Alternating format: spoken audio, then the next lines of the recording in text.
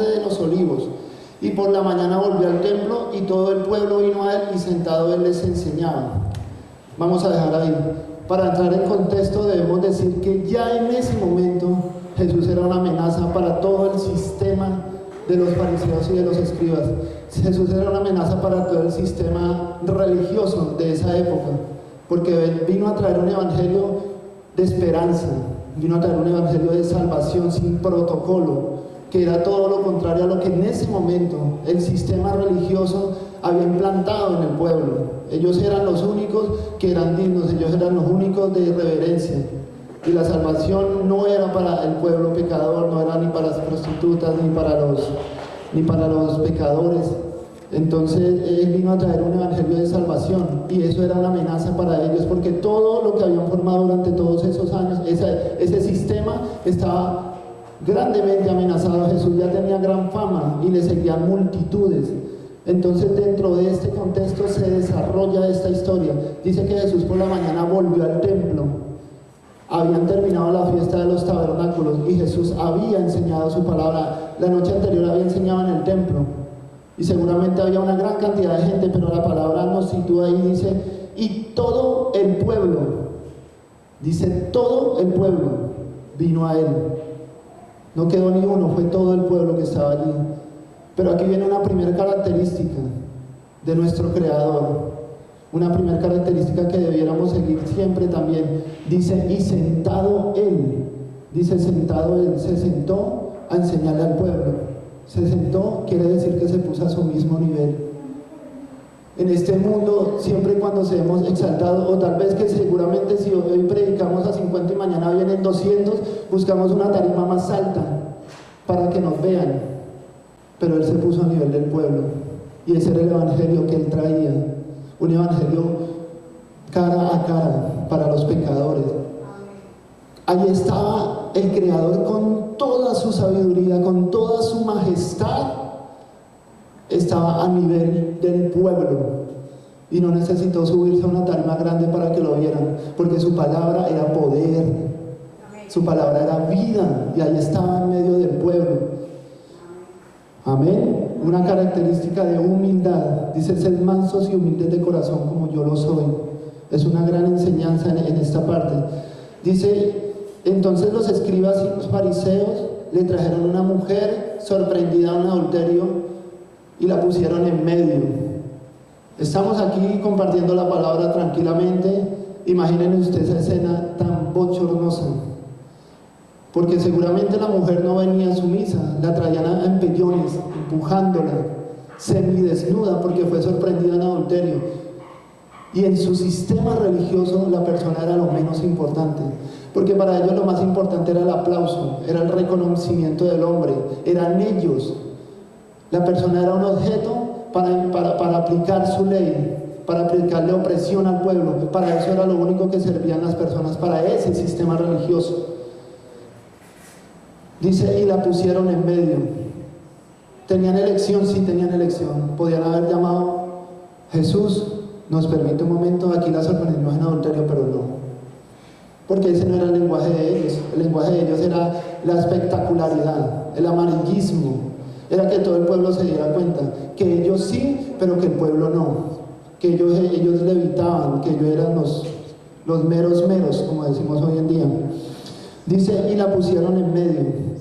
Y le dijeron, maestro, esta mujer ha sido sorprendida en el acto mismo del adulterio. Y en la ley nos mandó Moisés apedrear a tales mujeres. Estaba escrito, busquemos Deuteronomio 22:22.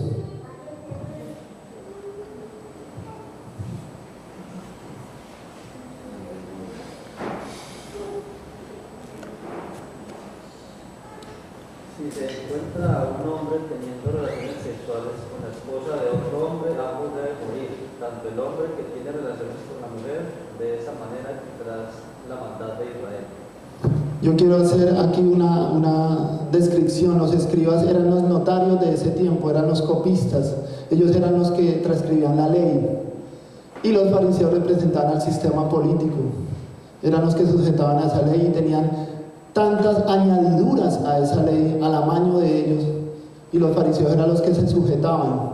Y esa era la autoridad de ese tiempo, de ese sistema religioso que habían formado para oprimir al pueblo.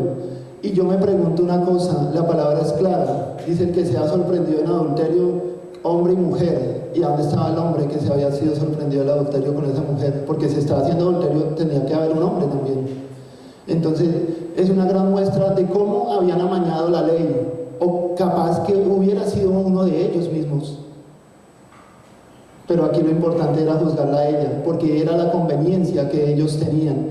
Y la palabra dice que se ha apedreado, pero no dice quién. Pero ellos en su sistema se autoproclamaban como jueces, porque ellos sí tenían la autoridad tal vez espiritual y moral de juzgar al pueblo. Pero la palabra nunca dice que los escribas y los fariseos vayan y apedreen a aquella mujer.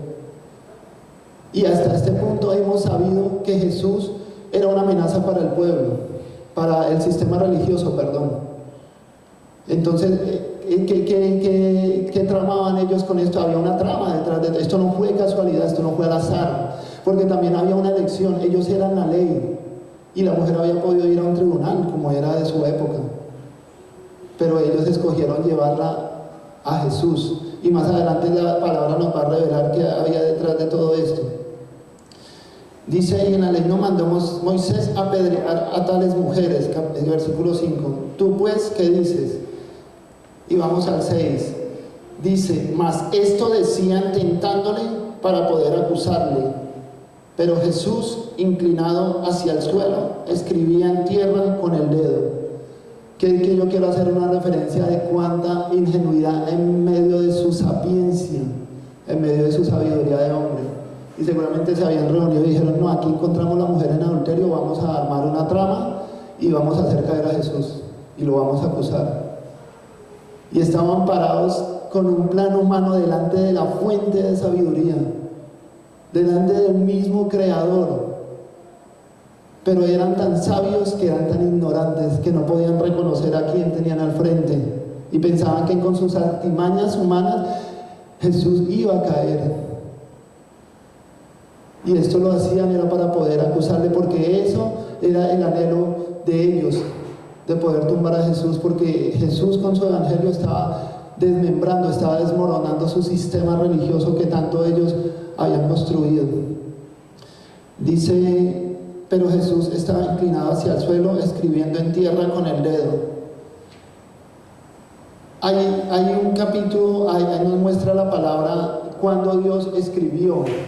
Y yo quiero que nos remitamos a Éxodo 34:1.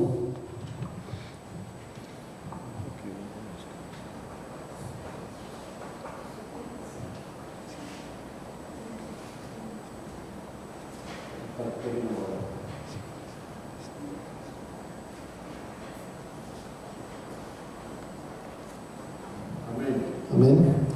Dice: Jehová dijo a Moisés: álzate 2 tablas de piedra como las primeras, y escribiré sobre esas tablas las palabras que están en las tablas primeras que quebraste. ¿Qué iba a escribir en esas tablas? Los mandamientos. Los mandamientos. Jesús estaba inclinado en el suelo escribiendo con el dedo y estaba enseñando la ley. Estaba enseñando los mandamientos y el mandamiento que estaban quebrantando, que estos hombres querían quebrantar enfrente del dador de la ley y que querían utilizarlo como instrumento para hacerlo, era: no matarás. Pero estaban siendo confrontados por la sabiduría de Dios. Y aquí yo quiero hacer un stop en esta historia para llevarlo a nuestro tiempo, porque a veces cometemos ese error y somos dados. Y si tendría yo que decir quiénes lo hacemos o cuántos veces lo hemos hecho, tendría que levantar la mano, porque a veces en nuestra boca está el juicio tan rápidamente cuando vemos a un hermano caído, o tal vez también, y es peor cuando vemos a una persona del mundo, cuando vemos de pronto una pareja de homosexuales, o vemos estos desfiles y tal vez decimos: o sea, qué asco, no les da vergüenza. Y te digo algo esta noche: vergüenza nos debería dar a nosotros, porque el mundo está así, porque nosotros no hemos ido a ellos a llevar la palabra. Y la esencia de lo que nos muestra el Señor en este texto del evangelismo es la compasión por las almas.